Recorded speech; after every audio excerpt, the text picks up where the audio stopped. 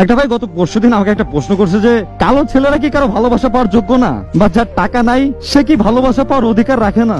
আসলে আমি কি উত্তর দিব নিজেই বুঝতে পারি নাই। আচ্ছা, চামড়ার রং কারো কালো বা কারো সাদা, জাস্ট এইটাই তো।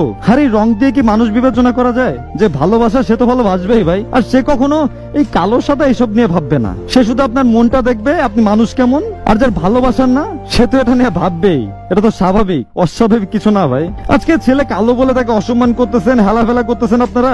এখন ধরেন আপনি একটা ফর্সা ছেলেকে বিয়ে করলেন, অনেক সুন্দর দেখতে, অনেক অনেক বেশি সুন্দর। ধরেন আপনার বাচ্চা কালো হলো, তখন কেমন লাগবে আপনার? যে কালো নিয়ে এত উপহাস করলেন, সেটাই যদি আপনার সন্তানের সাথে হয়, আপনার সন্তান কালো হবে নাকি ফর্সা হবে এসব কি আপনার হাতে আছে? যদি থাইকা থাকে তাহলে অবশ্যই বলবো যে আপনার যা ইচ্ছা আপনি তাই বলেন, কিন্তু যদি এই চামড়ার রং কি হবে এটা যদি আপনার হাতে না থাকে, তাহলে প্লিজ অন্য একটা মানুষকে এটা নিয়ে খোটা দিবেন না।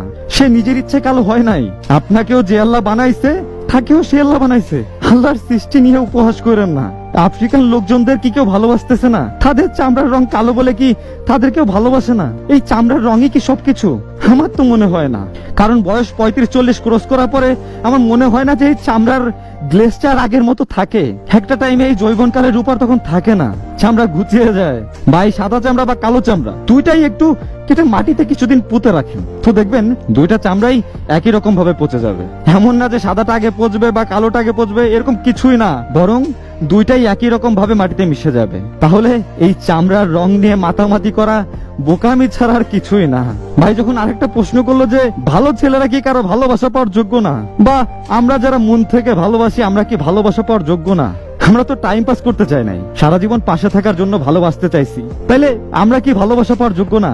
এখনকার যুগে ভালো মানুষগুলাই সবার কাছে ঠেকা যায় জানেন। একটা সময় ছিল যখন মানুষ বাইরের রূপ টাকা এসব কিছুই দেখতো না, বরং সে মানুষটা কেমন এটা ভাবতো। কিন্তু এখনকার যুগের বেশিরভাগ মানুষই চাহিদার প্রয়োজনে কাছে আসে। প্রেম ভালোবাসা জাস্ট এখন পুতুল খেলার মতো হয়ে গেছে, একেবারে সামান্য। আগে একটা সময় দেখতাম যে সম্পর্কে ঝামেলা হলে দুইটা মানুষই মাসের পর মাস, বছরের পর বছর অপেক্ষা করত যে সেই মানুষটাই ফিরে আসবে আবার। কিন্তু এখন দেখবেন যে আজ ব্রেকআপ হয়েছে তো কাল নিউ রিলেশন। অপেক্ষা তো দূরে থাক, মানুষটাকে ভুলতেও একটা দিনও সময় নেয় না। তবে ভালো মানুষও আছে যারা মন থেকে ভালোবাসতে চায়, কিন্তু আমাদের লোভ লালসা চাহিদা এসব দিন দিন আমাদের ভেতরে মনুষ্যত্বটাকেই খেয়ে ফেলছে। মানুষ যার টাকা নেই তাকেই যে তুচ্ছ মনে করে, কেউ তাকে সম্মান করে না। কারণ বর্তমান সমাজটা এরকম হয়ে গেছে, তাই না? আমরা সবাই বলি না যে ধনী গরিবের কোনো ভেদাভেদ নাই, কথাটা একদমই ভুল। আমরা জাস্ট কথাগুলো মুখে বলি রে ভাই, বাস্তবে আমরা কয়জন এমন যারা এই ভেদাভেদটা দেখি না, বা কয়জন এই কথাগুলো কাজে প্রমাণ করি বলেন তো? কয়জন? যাদের টাকা নাই তারা কি মানুষ না?